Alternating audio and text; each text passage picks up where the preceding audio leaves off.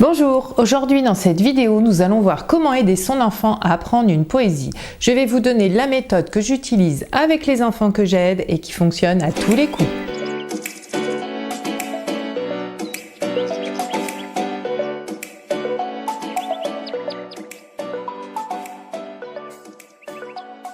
Si vous avez l'impression de passer un temps fou pour aider votre enfant à apprendre une poésie et qu'au final ça ne fonctionne pas, c'est peut-être que vous n'utilisez pas la bonne méthode. Aujourd'hui, nous allons voir ensemble comment apprendre une poésie, mais aussi comment la réciter sans stress.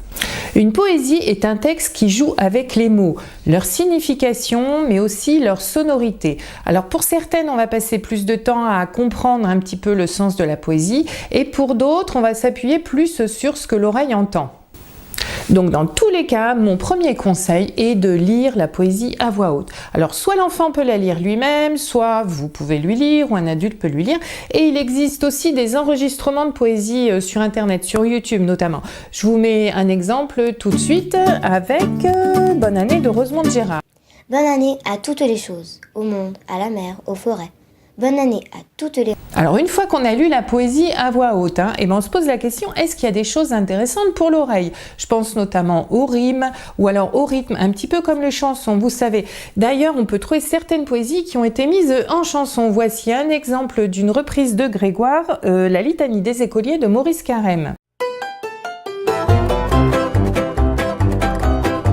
Saint-Anatole, que léger soient les jours d'école sans un mal fait. Que nos devoirs soient bien faits. Donc vous voyez, ce petit rythme entraînant, c'est quelque chose qui peut aider votre enfant à retenir sa poésie. Donc pensez à ça, ça peut marcher certaines fois. Allez regarder s'il n'y a pas une mise en musique sur YouTube. Donc là, on a vu pour aider l'oreille.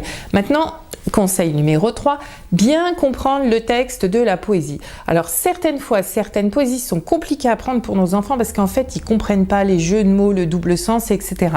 Voici deux exemples. Alors la première, c'est avec la poésie La famille Thèse. Donc il s'agit d'une poésie où on compare en fait une famille à une famille de ponctuation où chaque membre de la famille est un signe de ponctuation. Donc si l'enfant a bien compris que les parents thèse, c'est un jeu de mots avec les parenthèses, ça va l'aider à mieux apprendre la poésie. On nous parle aussi de triplés, des triplés suspensions. Donc si on comprend que les triplés ce sont 3 enfants et que le point de suspension sont toujours par 3, c'est des choses sur lesquelles, vous voyez, là on va s'appuyer plus sur le sens. Donc bien prendre le temps d'expliquer tout ça à l'enfant. Alors le conseil numéro 4, ça va être de dessiner. Dessiner chaque vers de la poésie. Là, on fait un dessin par vers, assez simple, assez schématique. On n'est pas en train de préparer une expo d'art. L'important, c'est que ça parle à votre enfant, qu'il comprenne. Alors c'est sûr, le mieux, ça peut être qu'il fasse lui-même ses dessins.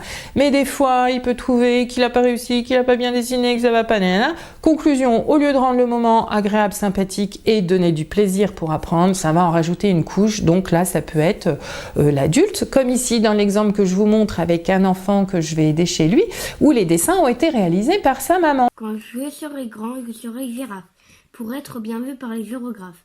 Pas éléphant blanc, c'est trop salissant, ni serpent python, ni caméléon.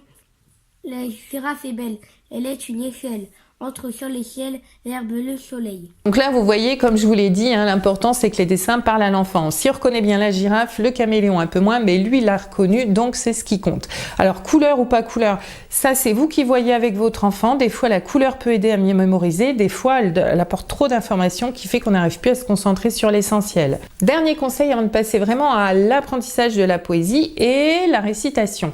Moi, je vous recommande de prendre un autre support que le cahier de poésie de votre enfant. Donc on peut par exemple photocopier la poésie ou la chercher sur internet et l'imprimer déjà écrite en script. Voilà, ça va lui permettre d'avoir un support qui va pouvoir manipuler, utiliser, mettre de la couleur s'il a besoin, l'agrandir s'il a besoin. Je pense notamment aux enfants 10, ce sont des choses qui peuvent les aider, ça, une ligne sur 2, enfin un vers sur 2 en couleur ou agrandir, enfin voilà. Ça va lui servir aussi au moment où on va planifier l'apprentissage. J'y reviens juste après. Donc vous l'avez compris, chaque conseil est adapté à votre enfant et sera peut-être différente d'une poésie à l'autre. Alors, le conseil numéro 5, ça va être, avant de commencer l'apprentissage, de planifier justement cet apprentissage. Qu'est-ce que ça veut dire?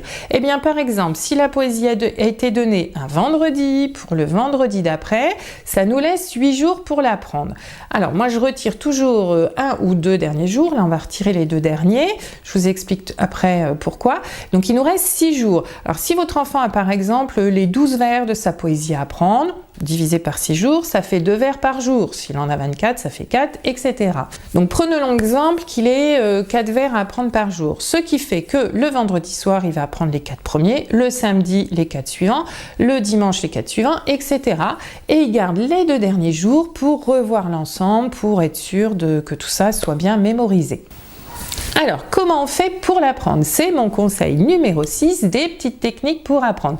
Donc, je vous l'ai dit, la première, c'est d'utiliser les dessins. On récite en pointant les dessins et après, à un moment donné, on n'oublie pas d'enlever les dessins et de réciter sans les dessins. On peut aussi l'écrire sur un tableau blanc ou un autre support comme ça effaçable et d'enlever progressivement des mots. Au début, on enlève un mot, puis 2 mots, etc. Donc ça va être utile pour les poésies un petit peu plus compliquées, hein, où il va falloir se rappeler les petits mots outils, là, est-ce que c'est parce que, car, pendant, etc. Alors sinon, traditionnellement, moi, ce que je fais, c'est je dis à l'enfant le premier vers, il le répète, je lui dis le deuxième, il le répète, ensuite je lui dis le premier et le deuxième, il le répète, ensuite on fait pareil pour le troisième, quatrième, 3 et 4, et après 1, 2, 3, 4. Vous avez suivi? Si c'est pas très clair, n'hésitez pas à vous rendre sur mon blog. Comme d'habitude, il y a un article qui accompagne cette vidéo et vous y trouverez le détail de toutes ces méthodes. Je vous mets le lien juste en dessous. Alors, on a parlé tout à l'heure des poésies en chansons, hein. Chansons qu'on a trouvées sur Internet, comme celle reprise par Grégoire, mais chansons aussi, on peut s'inventer un petit air sur la poésie pour mieux la mémoriser. Donc ça peut aussi aider de l'écouter pas mal, de la réécouter pas mal pour la mémoriser. Aussi, donc on a parlé de l'oreille, des yeux, le corps, le mouvement. Donc le mouvement aide à la mémorisation. Donc n'hésitez pas à laisser votre enfant marcher quand il récite. Il peut même associer un vers ou une strophe à chaque partie de la pièce qui va aussi l'aider à mémoriser. Alors là, je vous donne plusieurs méthodes pour aider votre enfant à mémoriser sa poésie, pour bien l'apprendre. On ne va pas les utiliser toutes à chaque poésie, comme je l'ai dit, hein, on peut varier d'une poésie à l'autre selon ce qu'elle vous inspire. Dans tous les cas, ce qui est sûr, c'est que faites petit bout par petit bout. Si on essaye de tout apprendre d'un seul coup, en fait, le cerveau va jamais se retenir de la formule juste, il va apprendre avec des erreurs et il ne retrouvera pas. Donc, il faut que ça devienne vraiment automatique. Bon alors voilà, je pense que si vous avez suivi tous ces conseils, la poésie va être bien retenue, bien mémorisée par votre enfant. Alors il nous reste le conseil numéro 7, qu'est-ce qu'on met en place pour l'aider à la réciter sans stress? Je vais vous expliquer ça tout de suite, mais avant je vais vous demander de bien vouloir vous abonner à la chaîne pour ne pas louper les prochaines vidéos. Alors, pour réciter sans stress, eh bien, ça va commencer par réciter sans stress à la maison. Imaginez que votre enfant a appris toute la semaine sa poésie avec sa maman ou avec le jeune qui vient l'aider pour les devoirs. Il est en confiance, il a plus peur de faire des erreurs. Donc, la première étape, ça va être de la réciter, par exemple, devant le reste de la famille. Alors là, s'il arrive à la réciter devant la famille, je pense qu'il aura plus de facilité à la réciter à l'école. Alors un autre conseil aussi, c'est, arrivé en classe, de revoir la poésie juste avant de se faire interroger, pour bien la remettre en mémoire, hein, pour aller la chercher au fond là et la réactiver. Et alors le conseil le plus important pour réciter la poésie sans stress, c'est une technique, c'est de, une fois dans la classe, ne pas regarder les élèves, etc. C'est de regarder le mur au fond de la classe et de s'imaginer ce mur comme un écran. Alors qu'est-ce qu'on va pouvoir voir sur cet écran? Eh bien soit le texte de la poésie, on s'imagine, on visualise le texte de la poésie, ou alors les dessins, si on aura appris avec des petits dessins, ou alors on peut essayer de se rappeler un moment rigolo de la semaine ou un moment dont on se rappelle bien de la semaine qui était associé à cet apprentissage de la poésie, hein. Le moment où on était en train de réciter la poésie à maman par exemple et où on a fait tomber un objet qui a fait rire tout le monde. Voilà, je dis n'importe quoi, mais vous voyez l'idée, c'est de rattacher la poésie à un souvenir agréable. Donc on peut lui demander de s'imaginer aussi par exemple de voir la vidéo qu'il aura utilisée pour apprendre sa poésie ou de voir la photo de quelqu'un qu'il aime beaucoup et à qui il aurait envie de réciter cette poésie. Sa maman, sa mamie, son chien, son meilleur copain, etc. Enfin voilà. Donc on peut aussi lui demander de s'imaginer comment il va se sentir quand il aura réussi réussi à réciter sa poésie. Ou alors, comment il s'est senti à la maison quand il a réussi à la réciter. Le tout, voilà, c'est de penser à autre chose qu'au stress et de raccrocher à des événements positifs.